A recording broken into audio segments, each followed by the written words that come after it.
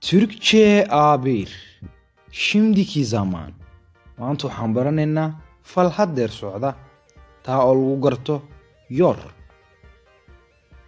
Ficilka haddii uu ku dhammaado afartan xuruuf mid ka mid ah i, u, u, isla asagii ayaan keenayaa deeto yor ayaan qorayaa. Waa intaa aarumak waa xanuun. waxaan leeyahay i'di baa keenayaa yor baa ku darayaa. waa intaa yor.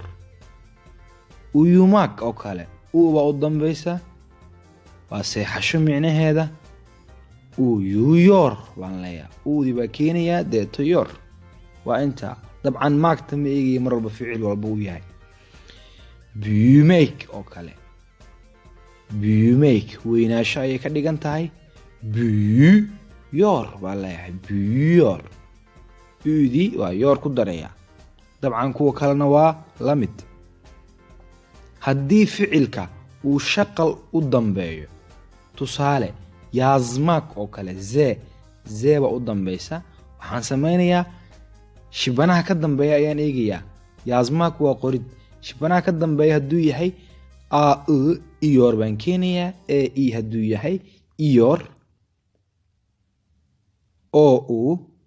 uyor. halka aan keenayo uyor. waa intaa shaqalka shibanaha ka horeeya eg. waa intaa yazıyor bay noqonaysaa. baa u dambaysa uyor baa ku dara. sormak baa u dambaysa baa ka horeysa. weydiin weye micnaheedu soruyor baa leeyahay.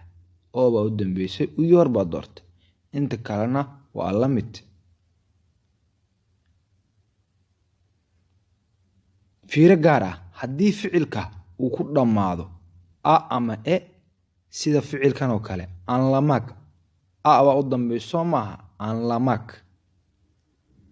dabcan daa waxaa ka soo qaadaya inaysan meesha ku jirin anigoo u eegaya inay u dambaysa lee. dabcan haddii shaqal uu ku dhammaado sharcigaan u eegayna waa soo baranay anliyor ayay noqonaysaa. bekle da inay meesha ku jirin ka soo qaad.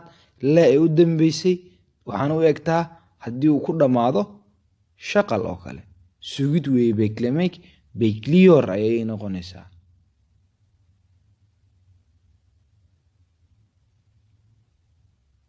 ficilada istisnaaga ah gitmek bixid gidiyor ayay noqonaysaa. etmek waa samayn diyor ayaa noqonaysaa. halka taatmak oo dhadhamin ah tadiyor ayay noqonayso. dabcan waxaa jira xuruufo loo yaqaano ketchup kurale ayagana waan baran doonaa. sidoo kale fiiro gaara mid kale ficilka yemek waa cunid. yiyor ayuu noqonayaa markii aan ka dhigayo shimdiki zaman. demek dhihid diyor